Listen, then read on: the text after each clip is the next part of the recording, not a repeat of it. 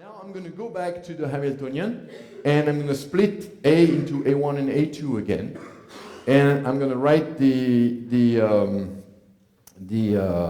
solutions of that, which is not very different. Any questions about this? Make sense? Somehow? Yes? They have those things where it's mics that are in a foam cube. And so basically you throw it. And people can catch it and it doesn't break the mic. Yeah, well, I had a question about this concept of vacuum. Because, well, we're working here with an OPO below threshold, so you pump it, but you don't have the generation of two bright beams. But I think that at least you have some photons generated, so if you put a detector after the OPO, sometimes you will have a click. And, well, I think, I don't know. More often than sometimes. Okay. Oh yeah. But and even so, you said this is vacuum. But if we compare, for instance, with the initial state, the final state is not vacuum. Okay. Thank you for asking this. It's a very good question. The initial state is the vacuum state. The final state is not. It's a squeeze state. So I can't write a two-mode squeeze state, but not the single-mode squeeze state because I don't remember it. But the two-mode squeeze state I wrote last time. This is, so it's the same thing. We're going to do it with the operators in a Heisenberg picture. But now if you look, this is OPO. The pump comes in. There's initially no photons in the signal field, right? And then pairs are emitted. And then the state after that, which I didn't calculate because I did it in a Heisenberg picture, so I calculated the evolution of the operators, right? But if you go and look at the states, you can do that.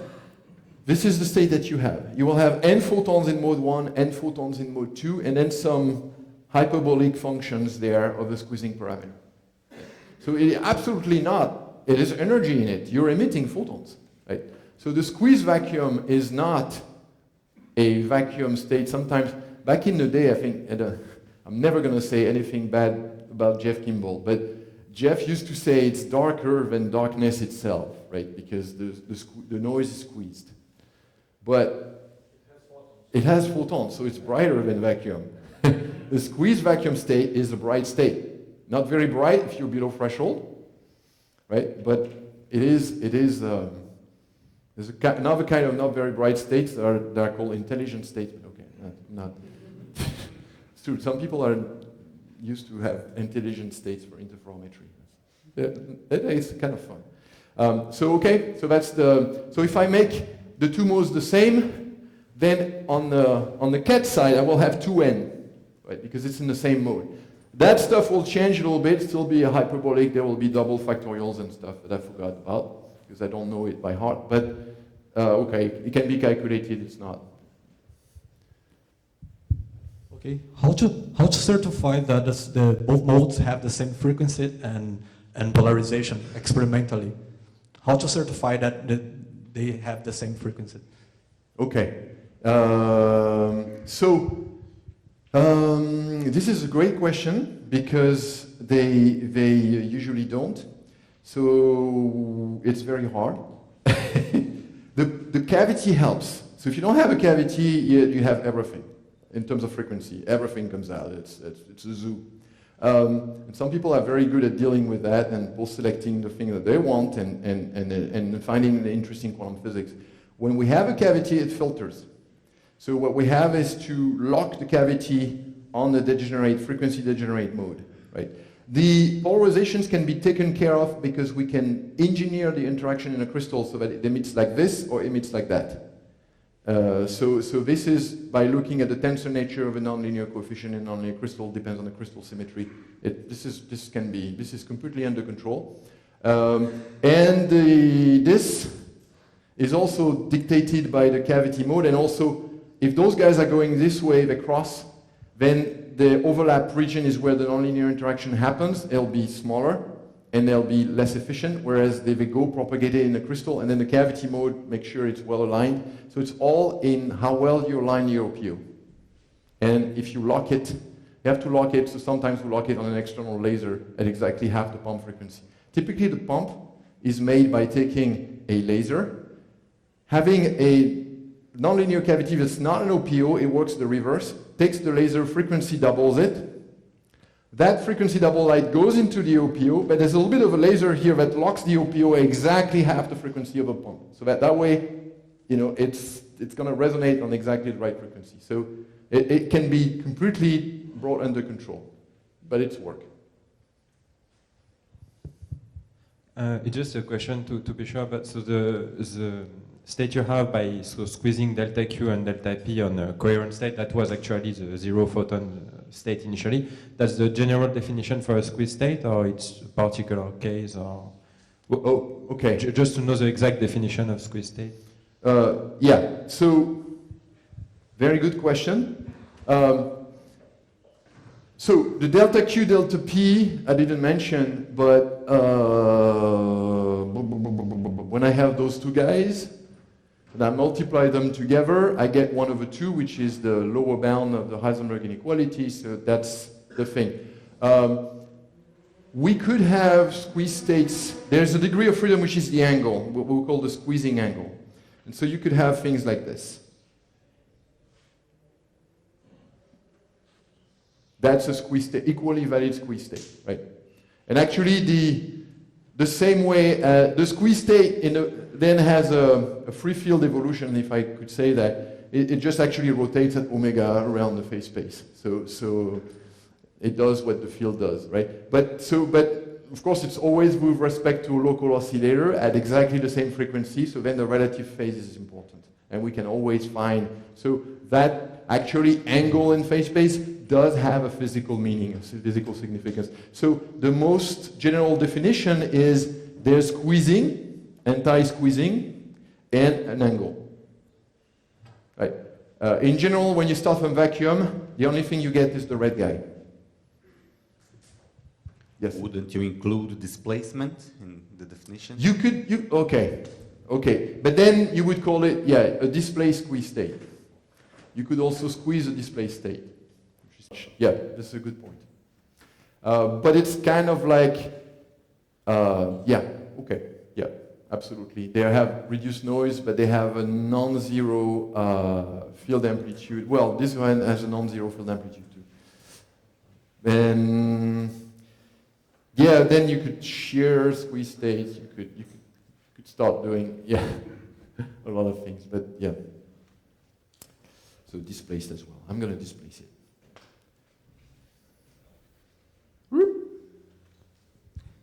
It's just because he asked it for general definitions. And No, it's a good point. So I'm all right, so this is displaced squeezed. Okay, we need to really go to multimode. And that's rotated squeeze state.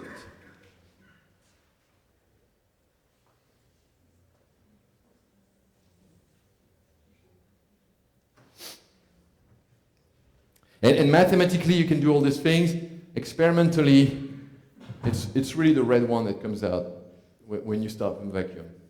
Then no other angle is possible. So if you have an angle like that, it means you have bright squeezing, because you need to upconvert light to get the other guy, the other angle. Okay. But these are good questions. So I'm not going to complain. Okay, so we're going to go to two modes, and the two modes I'm going to, so back to two modes. And now you got the hang of it, so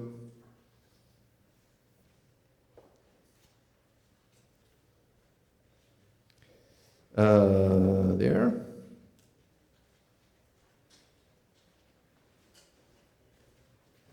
But I want to show you a way to do it that's, so I can write my Heisenberg equations and when I do that, it's super easy, but I'm going to introduce a method. So I'm going to have A1 dot, the IH bar simplified equals kappa A2 dagger. You can convince yourself that it's true in A1 dagger, because the commutators are just A1 with A1 dagger, A1 with A1 is 0, and so A2 dagger is left. And so you get this. And I can write this by adding and subtracting the Hermitian conjugate equations. I can get to the quadrature equations, or I could have written them with a quadrature Hamiltonian, but adding and subtracting. So it's very, very straightforward and easy. The Hermitian conjugate equations, we get the quadrature equations.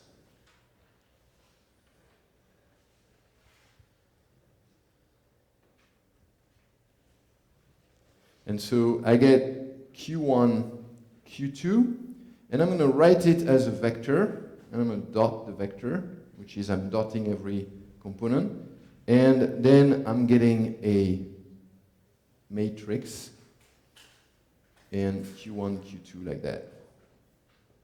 Right? It's easier because here I have a dagger, so you could dot this guy twice, and then you get A2 dagger dot, and then you dot dagger that guy, and you put then, and you can solve the equation like that. You'll find some hyperbolic real exponentials again. I'm going to write the solutions, but I want to write it like this, because when you have more than two modes, then you need to treat it as a system, linear system of equations, right? And for P, it's the same with the opposite sign.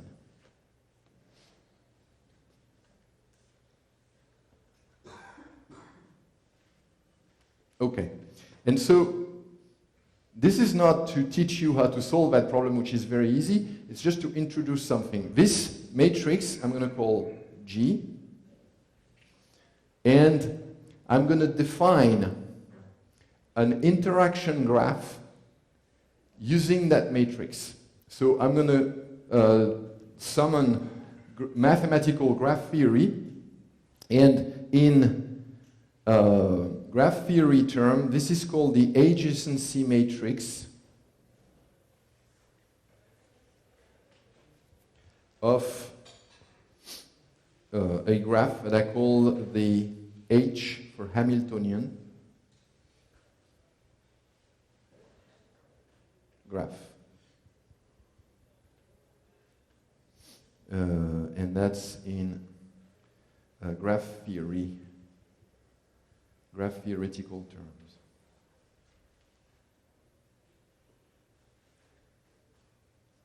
Adjacency matrix is. Okay, so what do we do all this, and why is it good for?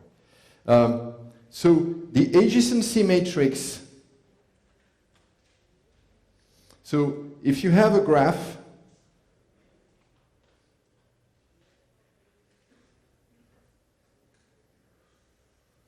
right, this is a graph. These are called, the nodes are called vertices or vertex, and the links between the nodes are called edges.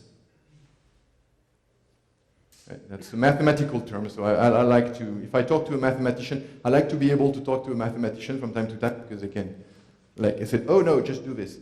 I've been wondering for 6 months how to do that. But you have to tell them in the right words what your problem is, otherwise I don't, you're doing physics, I'm sorry, I can't help. And I understand that, If mathematician asks me a physics question in mathematical terms, I'm like, oh. So the adjacency matrix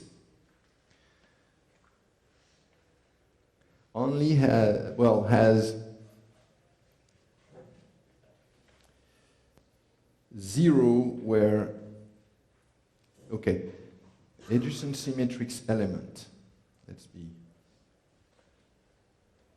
G sub ig equals 0 if no edge between I and j, 1 or non-zero in general if edge edig between I and j. Okay? Simple enough. So here, it's very clear. Well, this I got from my system of equations. I got from my Hamiltonian, right? But the graph here I can draw. This is the element 1, 1, right? So there could be an edge between 1 and 1. So I'm going to have, clearly I have a 2 by x. I only have 2 vertices, right? So I have 2 modes. The vertices are modes. So I could have a what we call a self loop, but it's absent because 0, right? So the fact that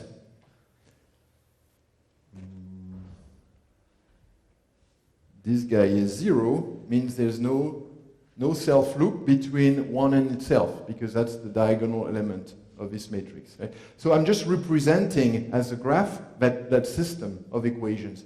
And by extension, you can write the Hamiltonian also like that. Okay, now if I look at this guy, well, it's a 1, 2 element. Whoops. Keep it in. Right? And, well, I can draw it in another color.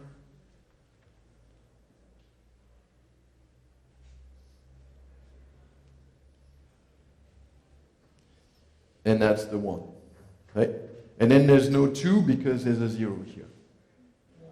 Fair enough, right? So anytime, Mathematica actually draws you graphs from matrices. If you enter an adjacency matrix, it will plop the graph. Yeah. And if you have a graph, it will tell you what the adjacency matrix is. Okay, so why do I want to be cute like that? Well, because we can. It's very, very interesting for multipartite entanglement. So here, I can rewrite the Hamiltonian as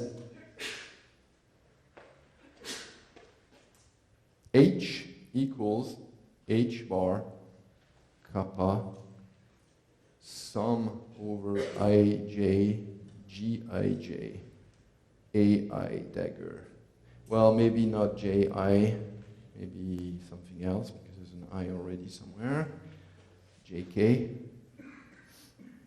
G, Jk, A dagger J, A dagger K, plus the rest. Right? So I've got my G matrix down there, and you see that where it's 0, well, J different from K. Where it's 1, and it's exactly the same Hamiltonian. Right? It's exactly the same Hamiltonian. But you can see you can see me coming where I'm going to have a lot of modes, and I'm going to send some pump light in a cavity that has a lot of modes that live inside the gain bandwidth of a crystal that's very broad, and then I can get some interesting things like that. Yes. I have a question about the graph representation. Does it only work if the symmetric elements are equal? Like G1, 2 has to be equal to G2, yeah, 1? That's a great question. So in math, the matrix doesn't have to be symmetric. You can have one-way graphs, but our graphs are always symmetric. Right? The interaction between 1 and 2, it's not directed. Like sometimes you can draw a graph with arrows, right? There could be an arrow on the edge going from 1 to 2 or from 2 to 1, and it wouldn't be the same thing. In our case, we don't have that. So it's completely symmetric always. 1 and 2 interact, and that's it. 2 interacting with 1 is exactly the same as 1 interacting with 2. Make sense? Yeah, that's a good question too. Okay, so once I have that, okay, that's very right. Like, where we? I forgot. I lost track. So, oh yeah, I'm calculating the squeezing, right? So what do I have to do to get the squeezed operators? I have to solve the equations. Okay. How do I solve this equation? Diagonalize. And it's not the only way. There's a simpler way to go about it. But when you have n by n, you won't diagonalize, right? You don't want to substitute and take second derivative. It doesn't work anyway. So I can diagonalize G, and that solves the equation. So I'm going to turn my page, I wanted to do teleportation today. Oh, well, maybe. Right? So, to solve back to solving the system, the Heisenberg equation system,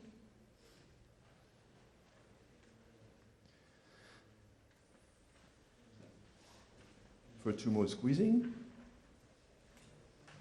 And I shit you not, this is in 2004, I wrote a paper, this is the first paper of all that stuff, that's what I did. I promise you, this is exactly what I did. Okay, I can do that. And then I'm going to show you in a second. So just diagonalize G. Okay, so if you do that, in mathematical terms, the mathematicians call that calculate the spectrum of a graph.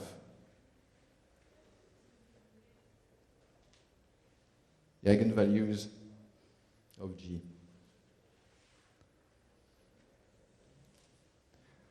So I love it because I know I haven't done it yet, but I can go to a graph theorist. So I have this graph, and then I calculate the spectrum, and this is what I get, and blah, blah, blah, blah, blah. It's like I'm in my lab, and I'm trying to measure two-mode squeezing, and my beams are not aligned, and my homodyne detection is doesn't have good contrast. And, so it's funny. Talk several languages. So if I do that, I get GD. The eigenvalues are plus and minus 1.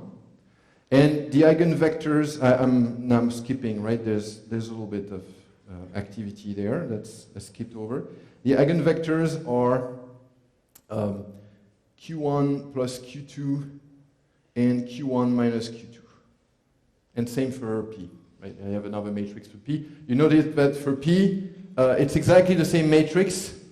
It's just that the coupling constant has flip sign. So there's going to be squeezing, anti-squeezing here, but the eigenvalues have their word to say too, right? There's a negative eigenvalue there. So I'm going to have squeezing for this guy, anti-squeezing for that guy. So this guy means there's going to be squeezing because it's negative,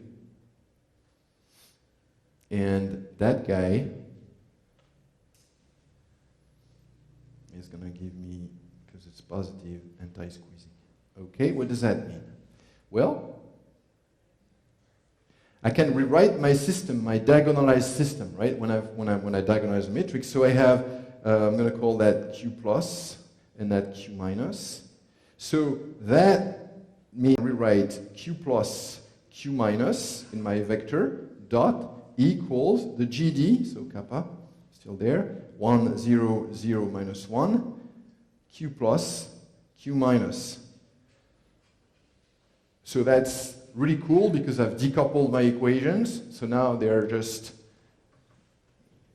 easy to solve individually, and so I got Q plus of T equals Q plus of 0, e to the kappa T, Q minus of T equals Q minus of 0, e to the minus kappa T.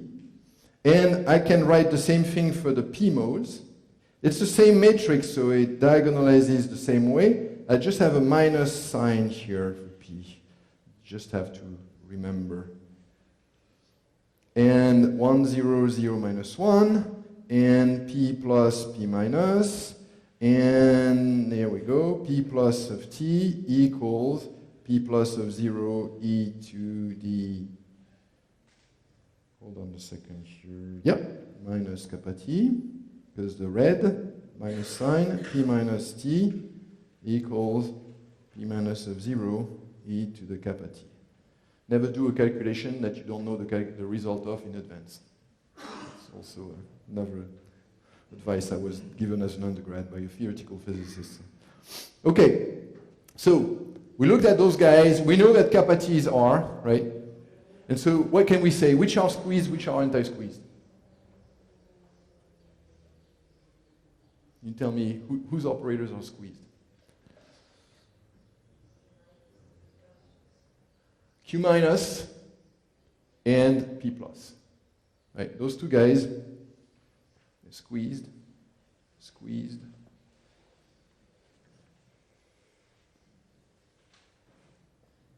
Because this.